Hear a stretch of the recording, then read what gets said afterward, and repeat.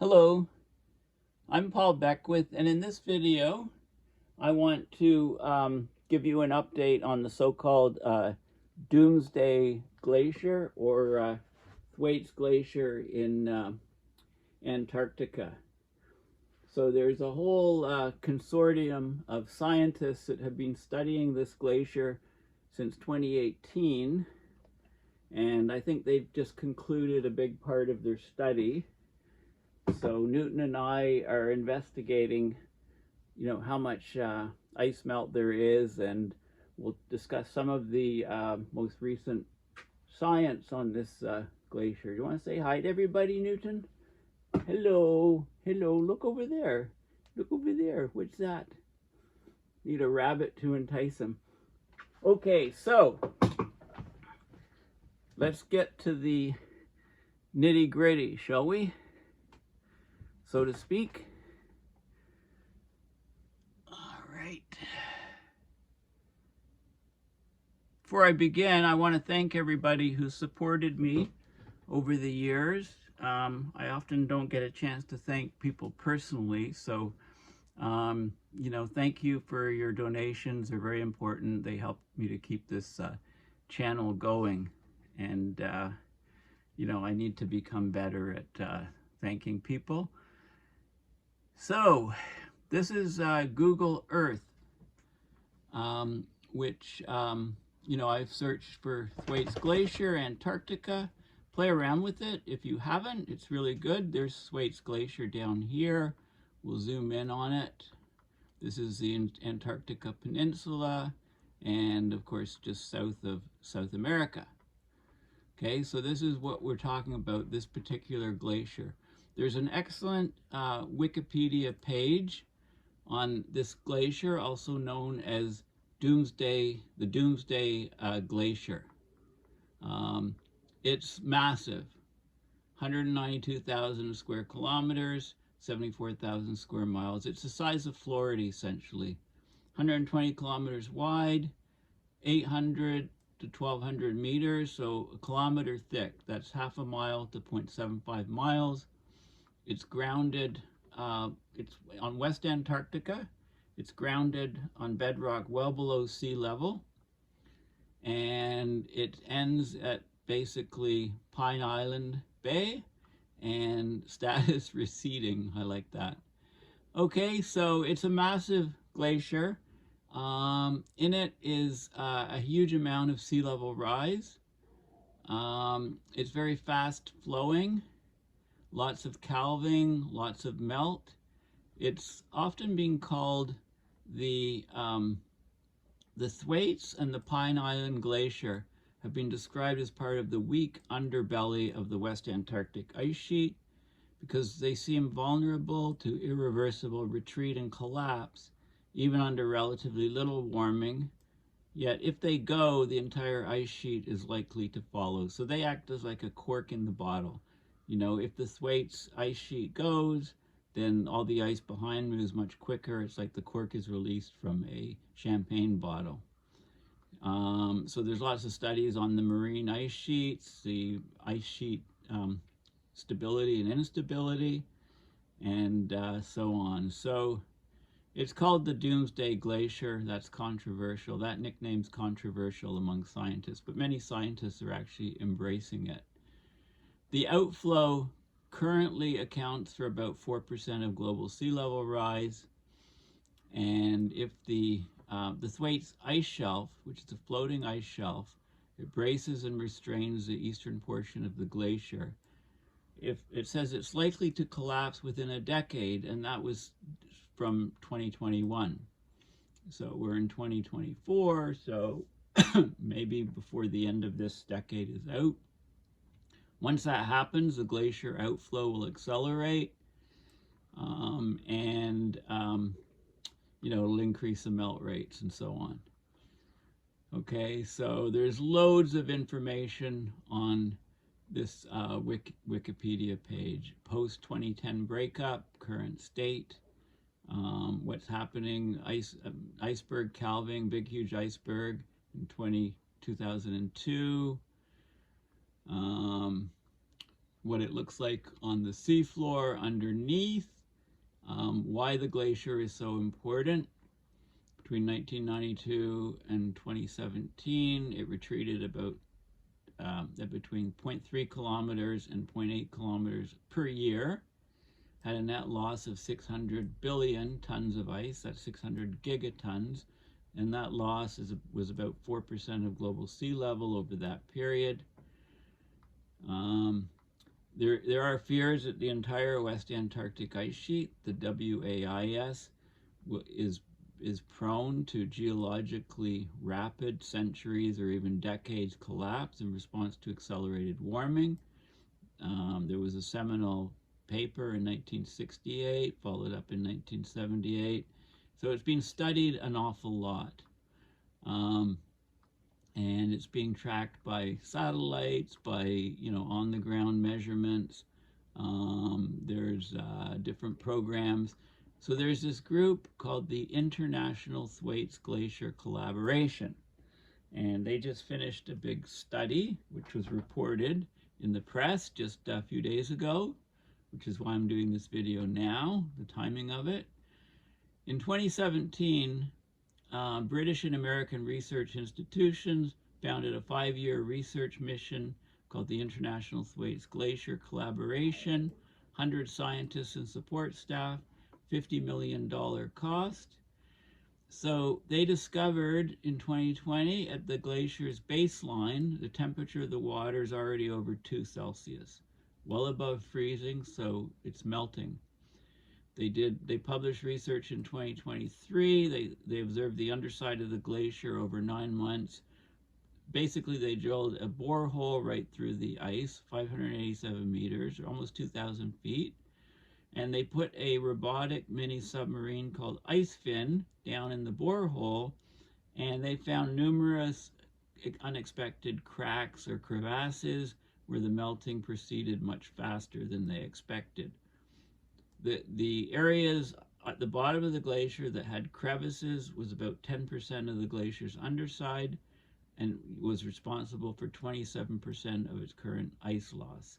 They also found there was stratification of the water, so layering of the meltwater between fresh meltwater from the glacier and salty ocean water. Eventually they mixed, but there was stratification.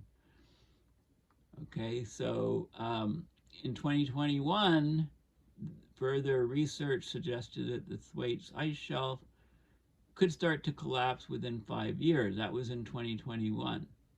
And that would increase the outflow of the glacier, etc. And there's different rates of retreat on maps and so on. And, what's unique about this glacier, or not unique, but what's weak about this glacier is you've got the glacier grounded. The ice is grounded on the bedrock, and the bed is here. And as it melts back, water gets in until you get to the next hump. And these humps are like about up to 10 meters. And the tide comes in and out, and it actually lifts up the glacier, and it moves the grounding line. So rather than the grounding line being at one spot, the tide lifts it up, and then it settles back down. So it's like a grounding zone, if you like. So these ribs are created on the seafloor gouging by ice. At some point in the last 2 centuries, the glacier moved 2.1 kilometers per year, twice the rate that it did from 2011 to 2019. Okay, so at the end of the LGM, the last glacier maximum, an ice sheet covering what is now Norway retreated at 500 to 600 meters per day over the course of several days to months, far faster than any rate observed today. That's when we were leaving the last ice age. So they created a model in 2023, and it suggested that as the outer ice at Thwaites melts due to warm water currents, it erodes in a way which strengthens the flow of these currents. So that's a feedback loop which accelerates the melt of ice. So just over the last 12 years, right, this is a 2023 study, this feedback of the water melting accelerated the melting by 30%. Okay, so there's also in 2024, there's been tons of research done, right, as part of this international consortium. 2024 research indicated instead of a relatively narrow grounding line that separates parts of the glacier exposed to water and those behind them, there's a grounding zone of 2 to 6 kilometers, or 1.2 to 3.7 miles, which is regularly exposed to water, right? So this is partly tidal effects that are lifting the glacier up, water surges underneath and lift going down, so it's got this daily movement of the whole glacier. Some areas of the glacier are exposed to meltwater flowing in basically 6 kilometers, 3.7 miles inwards during the strong spring tide. So the tidal changes vary throughout the year. In the spring, they're stronger, and it lifts the glacier up, and water percolates in up to 6 kilometers. So that could double the rate of melt. And they did lots of talk about tipping points and so on. And so it's a very detailed analysis, and they talk about possible ways to maybe engineer, to slow it down. I'm very skeptical of these types of methods having any success. Okay, this is the article that came out just a few days ago. Scientists looked deep beneath the Doomsday Glacier. What they found spells potential disaster for the planet. Okay, so that twigged me to do this video. There's going down the borehole to seeing the water at the bottom. So scientists used ice-breaking ships and underwater robots. They found the Thwaites Glaciers melting at an accelerated rate and could be on irreversible path to collapse, and that would spell catastrophe for global sea level rise.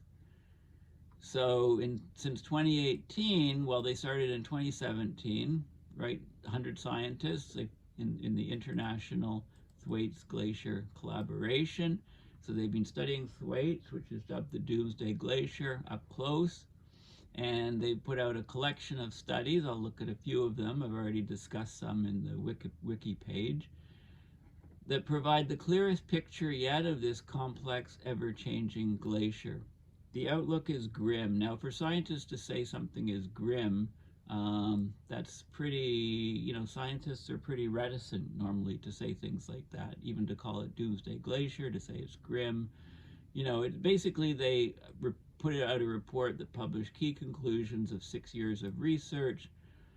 Rapid ice loss is set to speed up as warming continues.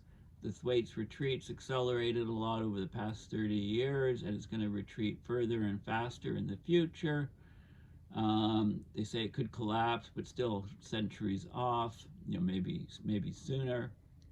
It holds enough water to increase sea levels by more than 2 feet. So it alone, it's the size of Florida, huge amount of ice. If it all melted, sea levels would go up 2 feet alone. But because it acts like a cork holding back the vast Antarctic ice sheet, so we're talking about the West Antarctic ice sheet. So if the Thwaites collapses, the West Antarctic ice sheet melt rates go up significantly because you remove the cork from the bottle. That would eventually lead to 10 feet of sea level rise, and that would be devastating for global cities around the world. So it's the size of Florida, and it's vulnerable. Right? The land it sits on slopes downwards. So as it melts, more ice is exposed to relatively warm ocean water. As the tide lifts it up and down, more ice is exposed to warm water that's injected underneath and then pushed out when the tide retreats. So Antarctica is a huge wild card for understanding and forecasting future sea level rise. So they sent this torpedo-shaped robot called IceFin to the grounding line to measure it, and took photos and etc. And they found that the glacier's melting in unexpected ways. So the warm ocean water funnels through deep cracks and staircase formations in the ice. So this is the robot. This is underneath the ice. They found that the seawater was able to push more than 6 miles beneath Thwaites, squeezing warm water under the ice and causing rapid melting. Okay, so we're learning a lot about the ice from Thwaites, okay? But the more we learn, the more deep uncertainty there is about the future, says Eric Rigno. This is one of the key glaciologists, part of the consortium. I remain very worried that this sector of Antarctica is already in a state of collapse. That's according to Eric Rigno. Okay, so this is an article from May of this year. Ocean waters rushing miles underneath the Doomsday Glacier with dire impacts on sea level rise. So this is another article that talks about the, salty, relatively warm ocean water meeting the ice, causing vigorous melting, and the tidal effects and so on. So there's a peer-reviewed study on it, and so it rehashes some of the things. Global warming driven by humans burning fossil fuels has left the Thwaites Glacier hanging on by its fingernails, according to a 2022 study. Right, so they did an X-ray of the glacier to see how the grounding line was changing over time, and they only had so in the past we only had sporadic data to look at this, but they studied it daily over several months, and this is some of the tidal motion. So the fringes represent the motion, basically. So they saw seawater going under the glacier over many miles and moving out again. So it followed the daily rhythm of the tide. So this is bad because the seawater would push under the glacier for, say, up to 6 miles. And then this is when the tide goes up, rises, and then as the tide recedes, the glacier settles back down, squeezing all that water out. So the water is replaced. So it doesn't, it's warm, salty water goes underneath, does its melt in the day, and then it's squeezed out. And then more warm, salty water goes in, and then it's squeezed out. You can see how this is a problem, because that water, is just taking the heat every time it's squeezed out. It's taking the heat. So the term grounding line may be more apt than, or grounding zone may be more apt than grounding line, because it can move nearly 6 kilometers, 4 miles, over a 12-hour tidal cycle. Okay, so this process of widespread, enormous seawater intrusion will increase the projections of sea level rise from Antarctica. Okay, so it needs to be incorporated into the ice sheet models, and they talk about regime change. There was a study also looking at the reasons for record low levels of sea ice. So we're getting a collapse of sea ice surrounding Antarctica, and this is leading to also to more warm water intrusion to the coastlines, to these glaciers, to melt them. So this is a huge problem.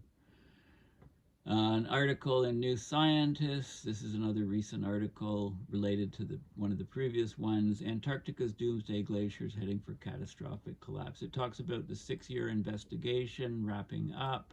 Scientists pessimistic for the future of this glacier and the consequences for sea level rise. Okay, so it rehashes what I've talked about previously. There's also an article here just on the glacier in general.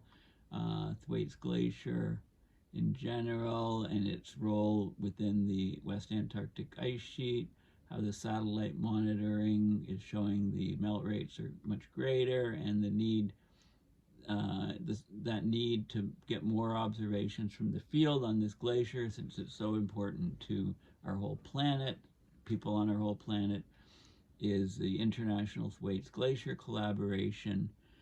And so this is their website, the Thwaites Glacier website by the International Thwaites Glacier collaboration, and it gives lots of detail and videos and educational things on this glacier. And there's an education section from different people, and there's resources, is published papers, so you can see their publications.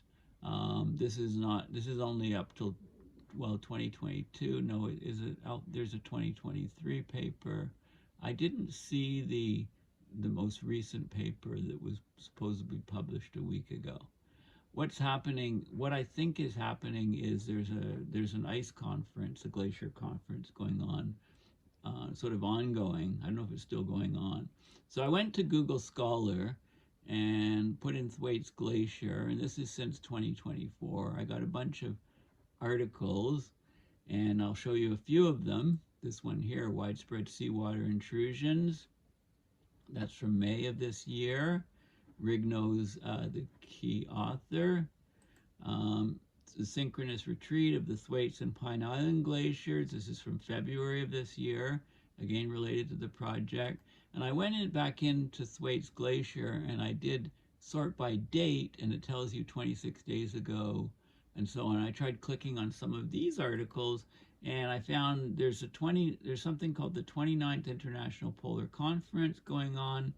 It just ended last week, 16th to the 20th of September 2024. It was in Rohrs, Austria, and there were some articles on the Antarctic grounding lines, the tidal grounding line migration using synthetic aperture radars based on satellites, laser and radar altimetry, so you can measure the surface of the ice sheet, the altitude of it, and see how it's changing. Look for grounding lines, look for the shift in positions from tidal flexure, so daily data to quantify the grounding line migration and the whole flex of the ice sheet. So there's a paper on that was talked about at the conference. Maybe that's one that was, there's lots of other stuff. This is sort of a summary of the different, this is a polar conference, and the dynamic poles and high mountain environment stuff, and there's all kinds of the latest articles on those topics from this conference just last week. So let's go back to some of these papers. So widespread seawater intrusions beneath the grounded ice. So they showed that the seawater intrusion occurring at tidal frequencies, so it's from the tides every day. And it injects water many kilometers beneath the grounded ice of Thwaites Glacier. And then when the tide goes out, the water is pushed out. But, heat is also captured in the water as it melts the ice at the bottom. So the tides is having a huge effect. And they found this tidally grounded, controlled grounding zone. So not a grounding line, but a grounding zone. And the grounding zone was 2 to 6 kilometers in length, up to 4 miles in length, basically. And there were irregular seawater intrusions extending another 6 kilometer inland at spring tide. The rushing of seawater beneath the grounded ice over considerable distances, so it's like a river under the ice from the tides. It makes the glacier more vulnerable to melting from a warmer ocean than anticipated, and it'll increase projections of ice mass loss. So those projections, any projections that you see for ice loss, mass loss from Antarctica will be revised upwards because of this tidal grounding effect. So we'll just look at the abstract. So warm water from the Southern Ocean has a dominant impact on the evolution of Antarctic glaciers and in turn on their contribution to sea level rise. Now remember, the Antarctic sea ice has dropped off a cliff the last several years. So that means a lot warmer water gets right up to the coastline, right underneath these glaciers. So they used a time series of daily repeat satellite synthetic aperture radar SAR interferometry data from a constellation of satellites. This data was from March to June of last year, and they documented the ice grounding zone is actually a region of tidally controlled migration. Okay. Now, the main trunk of Thwaites in West Antarctica is a strong contributor to sea level rise with an ice volume equivalent to a 0.6 meter global sea level rise. The ice grounding zone is 6 kilometers wide in the central part of Thwaites with shallow bed slopes, 2 kilometers wide along its flanks. And they detected the irregular seawater intrusions 5 to 10 centimeters in thickness, going right underneath the ice, extending another 6 kilometer upstream at high tide in a bed depression. And then the seawater was pushed out right under pressure as the tide lowered. Pressurized seawater intrusions will induce vigorous melt of grounded ice over many kilometers, makes the glacier more vulnerable to ocean warming. It increases the projections for ice mass loss. So I don't think have been calculated yet, but this is a big thing. This is a really big thing for glacier melt. So here you've got the ice sheet, right, grounded on a ridge here. Then you've got the ice shelf, right, which is floating ice above. And you got the cold, deep water, circumpolar deep water going underneath, so the warm water. So as the tide, at high tide, this whole thing lifts up, and this water extends in like 6 more kilometers. And then as the tide goes out, the ice shelf drops and forces out the water. So the water temperature is high going in, melts ice during the day, and then it's colder, right? Then it's pushed out. Then new warm water comes in and it's pushed out. So this is a horrible cycle for increasing melt rates. Okay, and there's lots of sort of fringes showing tidal motion, showing flecks of the ice, right? If you think of a polarized sheet and you flex it, then you get stress and pressure, and you can get this interferometry. You know, the more fringes show the, you know, where the fringes are close together, you get very high stresses. So this is used in engineering quite a bit. You can look at optical interferometry to look at stress in, say, glass or transparent sheets, and this is exactly what we're doing with this synthetic aperture radar. So you can see that the, you know, this is the spring tides are higher. Tide goes up and down. So in the spring, we're getting much more melting. This is the ice flexure in centimeters versus sea surface height changes. Okay, so you can see, you know, lots more images of where this is actually happening on the glacier. Very detailed study in this recent paper. And here's another one, the synchronous retreat of Thwaites and Pine Island glaciers, Pig Glacier for short, Doomsday. So this is a Doomsday and the Pig Glacier, right? Our humanity's nemesis. In response to external forcings in the pre-satellite era. Okay, so they talked about, this is a paper that talked about you know, right now we got warm circumpolar deep water melting Thwaites at the base, contributing to significant ice sheet retreat. Accelerating ice loss has been observed since the 70s, but when did this phase initiate? So they look at the history and so on.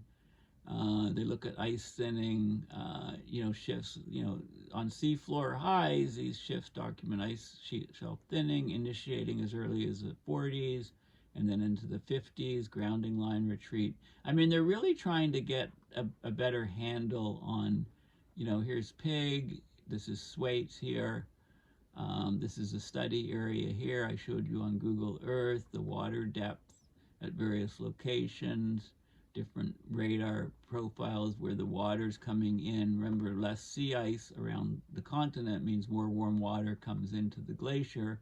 I keep stressing that point because it's very important, you know, and lots of data and so on. Okay, so the bottom line is you should really know about this glacier, the Thwaites Glacier, the so-called Doomsday Glacier.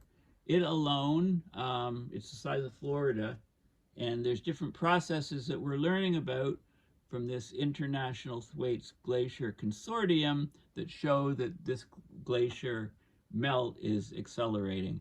I really want to thank you for listening, and I want to thank you again for supporting my videos over all these years. And you know, I have to get a new laptop. My laptop is just kick the bucket. That's about 1,000 Canadian. And I also have to get a new iPhone. My iPhone's, you know, it's on its way out. It's an iPhone 10, you know, it's 6 generations past, you know, that's about 1,500 Canadian. And, you know, I was considering going to the climate conference in Baku, Azerbaijan, but donations have really dropped off significantly a lot. I mean, I could maybe try to GoFundMe, you know, and also there's, I don't know. I mean, anyway, at the moment I'm not going to the COP climate conference, but you know, I do need to get some stuff, and I should maybe, you know, I should probably, you know, get somebody to help me in you know, and update this website a bit more. You know, I got high-speed internet recently. You know what inflation's like. You know, climate is driving up inflation. So please consider, you know, setting up a regular donation, even if it's like a cup of coffee a month or something.